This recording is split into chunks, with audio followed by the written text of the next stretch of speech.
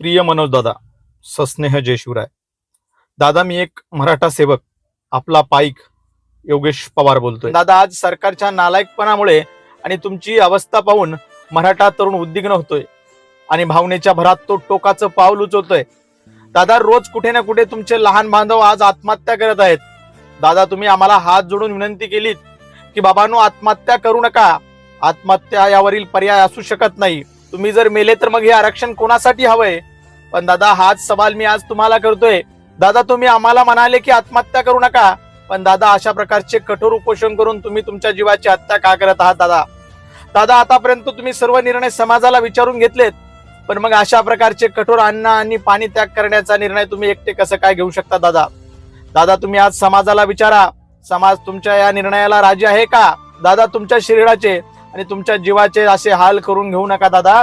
कारण दादा, तुमचा जीव देऊन आणि घेऊन जर आम्हाला आरक्षण मिळणार असेल तर अशा आरक्षणाचं आम्ही काय करायचं याचं उत्तर देखील तुम्ही द्या. दादा दादा आज तुम्ही एकट्या जरांगे कुटुंबाचे पालक किंवा तुम्ही स्वतःचे मालक सुद्धा नाही आहात. दादा दादा तुम्हाला कदाचित माझा राग येईल, पण दादा राग आला तर येऊ द्या, पण मी अतिशय जबाबदारीने बोलतोय दादा की आता तुमच्या जीवावर देखील तुमचा अधिकार राहिलेला नाही. दादा दादा त्रास तुम्ही सहन करता, हाल तुमचे होतात, पण वेदना संपूर्ण मराठा समाजाला होतात. दादा आग तुमच्या पोटात उठते, पण झळा आम्हाला लागतात. दादा पण तुम्ही म्हणाल मी एवढं सोसतोय, तुम्ही एवढं पण सहन करू शकत नाही का?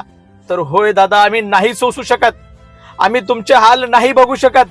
आमच्या बांधवांचे पडणारे मुडदे आम्ही उघड्या डोळ्याने नाही बघू शकत. दादा दादा तुम्ही जर सांगितलं तर आम्ही एका क्षणात तुमच्यासाठी जीव देऊ, पण असं रोज तुमचं तिळतिळ मरण आम्हाला बघवत नाही. दादा दादा आमच्यासारखे लाख मेले तरी चालतील, पण लाखाचा पोशिंदा जगला पाहिजे. दादा आणि हेच आपल्या पूर्वजांनी आपल्या कृतीमधून सांगून ठेवलेलं आहे. दादा दादा आज तुम्ही आमच्या सगळ्यांचे पोशिंदे आहात. दादा आता कृपा करून तुमचा हट्ट सोडवा. तुम्ही सुखरूप विशाळगडाकडे पोहोचा. तुम्ही जोपर्यंत तुमच्या ध्येयापर्यंत पोहोचत नाही आणि या आरक्षणाच्या विजयी तोफेचा आवाज आमच्या कानावर पडत नाही, तोपर्यंत आम्ही गोरगरीब सर्वसामान्य गरजवंत मराठे या आरक्षणाची खिंड लढवत ठेवू. दादा काय होईल? गुन्हे होतील, केसेस होतील, हात मोडतील, पाय तोडतील, काय करतील ते करू दादा, पण आमच्या जीवात जीव आणि प्राणात प्राण असेपर्यंत आम्ही लढू. दादा जेव्हा शरीर साथ देणार नाही तर गुडघ्यावर चालू, पण शिवरायांचा हा भगवा कधी खाली पडू देणार नाही. दादा आणि तुमचा हा विचार कधी मागे पडू देणार नाही. अरे आता लढतील बाळक, लढतील महिला, लढतील नागरिक, लढतील सैनिक, शर्त लढ्याची करू, जिंकू किंवा मरू, आम्ही जिंकू किंवा मरू, मात्र अंती नक्की विजयी ठरू. दादा हे राज्यकर्ते अत्यंत विश्वासघातकी आहेत, त्यांच्यावर आता आमचा भरवसा राहिलेला नाही. दादा दादा हे गोड गोड बोलून विष देणारी आणि पाठीत खंजीर खुपसणारी सगळी माणसं आहेत. दादा यांनी गोल गोल बोलून आपल्या बळीराजाला पाताळात घातलं. दादा यांनी सीतेचीही सत्व परीक्षा घेऊन तिला जमिनीत गाडलं. दादा यांनी तुकोबाचा खून करून वैकुंठाला गेले म्हणून हुलू ठेवली. दादा ज्यांनी महाराजांना विष दिलं, दादा ज्यांनी आमच्या शंभू राजा विरुद्ध कटकरस्थान केलं, दादा या सगळ्या त्यांच्याच अवलादी आज सत्तेत बसलेल्या आहेत. त्यामुळे दादा आज आम्हाला भीती वाटते की तुमच्या सुद्धा मरणाची वाट बघून आहेत.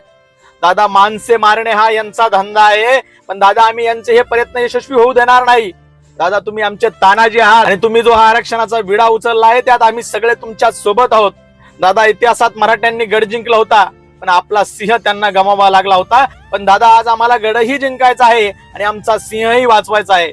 दादा आम्ही आता परतीचे सर्व दोर तोडून टाकले आहेत, त्यामुळे दादा आता आपला विजय निश्चित आहे, यात काही वाद नाही. पण ज्याप्रमाणे तुम्ही सरकारला म्हणता हे तुम्हाला झेपणारही नाही आणि पेलणार नाही, पण दादा हेही तेवढंच खरं आहे की दादा तुमच्या जीवाला जर काही झालं तर हे दुःख आम्हाला कधी झेपणारही नाही आणि पेलणारही नाही. त्यामुळे दादा तुम्ही तुमचा हट्ट सोडा. हट्ट करण्याचा अधिकार काही केवळ तुमच्या एकट्यालाच नाही. दादा तुमचा लहान भाऊ म्हणून तुम्हाला हट्ट करतोय. दादा तुम्ही निदान पाणी तरी घ्या, की तुम्हाला 3.5 कोटी मराठ्याच्या वतीने कळकळीची विनंती करतोय. दादा तुम्हाला या वेदना सहन होत असतील, कदाचित तुमच्यात हा त्रास सहन करण्याची क्षमता अजूनही असेल, पण दादा आम्ही सामान्य माणसं आहोत. आम्हाला या तुमच्या वेदना बघवत नाहीत, आम्हाला उघड्या डोळ्याने हा तुमचा त्रास बघवत नाही आणि आम्ही हे सहनही करू शकत नाही आणि आमची एवढी क्षमता देखील नाही. त्यामुळे दादा आपण या नालायक मूर्ख सरकारच्या भरोशावर राहू नये. आपण निदान पाणी आणि उपचार घ्यावेत. की पुन्हा पुन्हा आपल्याला कळकळीची विनंती करतो आणि थांबतो. दादा बचेंगे तो और भी लढेंगे. दादा तुम आगे बढ़ो, हम तुम्हारे साथ है, हा विश्वास देतो आणि थांबतो. आपलाच स्पाईक, आपला एक लहान भाऊ योगेश रामेश्वर पवार, राहणार बोलेगाव, तालुका घनसावंगी, जिल्हा जालना.